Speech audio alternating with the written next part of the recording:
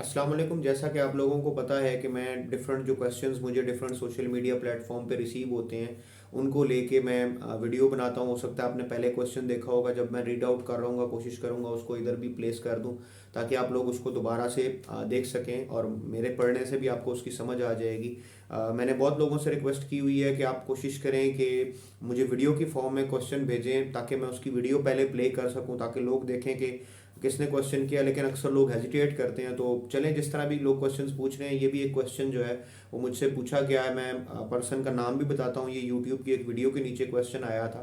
तो क्वेश्चन जो है वो पूछा है काशिफ मुर्तज़ा ने, और उनका क्वेश्चन ये है कि कंट्रोलर के साथ लैंप लगा हो और टेम्परेचर 28 सेंटीग्रेड रखता हूँ,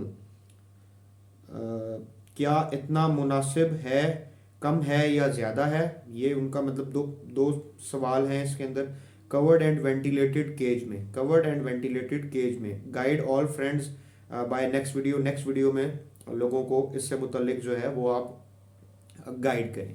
तो इसके अंदर बेसिकली उन्होंने पहले तो ये पूछा है कि कंट्रोलर के साथ लैंप लगाया हुआ है जो कोशिश करता है कि टेम्परेचर वो 28 डिग्री सेंटीग्रेड पे मेंटेन करे।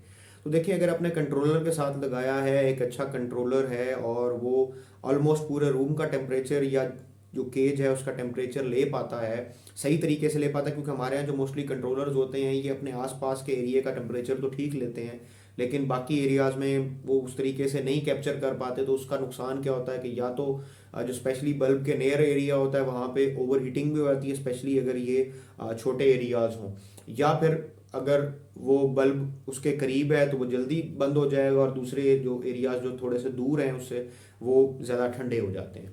तो अगर तो वो 28 सेंटीग्रेड उसने मेंटेन किया हुआ है तो this is very good temperature to maintain. ना ज़्यादा गर्म है ना ज़्यादा कम है। अगर छोटे बच्चे भी हैं तब भी कोई प्रॉब्लम नहीं है, अच्छा टेम्परेचर है। इस पे आप बर्ड्स की ब्रीड ले सकते हैं।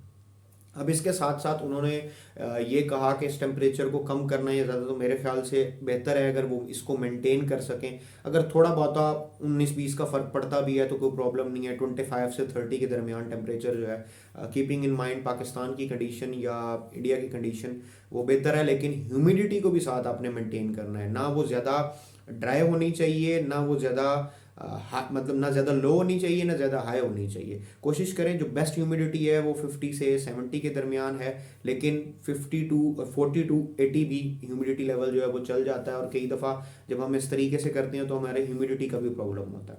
अब उनका ये कहना है कि मैंने ये जो है प्रॉपरली वेंटिलेटेड किया हुआ है, लेकिन देखें अगर आप वेंटिलेशन का ख्याल नहीं करेंगे, इसको प्रॉपरली कवर कर देंगे, तो एयर की जब वेंटिलेशन नहीं होगी तो उसकी वजह से इन्फेक्शन भी हो सकते हैं। तो एयर की वेंटिलेशन जो है उसको प्रॉपर रखना वो भी बहुत ज़रूरी है। डिपेंडिंग अपॉन आपका केज साइज़ या शेड साइज़ कितना है, उसके हिसाब से आपको एक प्रॉपर वेंटिलेशन रखनी होती है ताकि बर्ड्स को उसकी वजह से पॉइजनस एयर में सांस ना लेना पड़े। उसकी वजह से बच्चों में भी प्रॉब्लम्स आ सकते हैं, बच्चों की डेथ भी हो सकती है। और मैंने इस रिलेटेड वीडियोस भी बनाई थी जिसमें मैंने बताया था, दो वीडियोस बनाई थी, एक विंटर्स और समर की, कि सब कुछ कर लिया फिर भी बर्ड्स मर जाते हैं। तो वो वीडियोस भी आप देख लीजिएगा, उससे भी आपको आइडिया हो जाएगा। तो अगर आप एक क्लोज्ड एनवायरनमेंट में ये सब कुछ कर देते हैं तो उसकी वजह से फिर नुकसानात भी होते हैं। तो ये थी आज की वीडियो। इंशाल्लाह आपसे नेक्स्ट वीडियो में मुलाकात होगी, तब तक के लिए अल्लाह हाफिज़।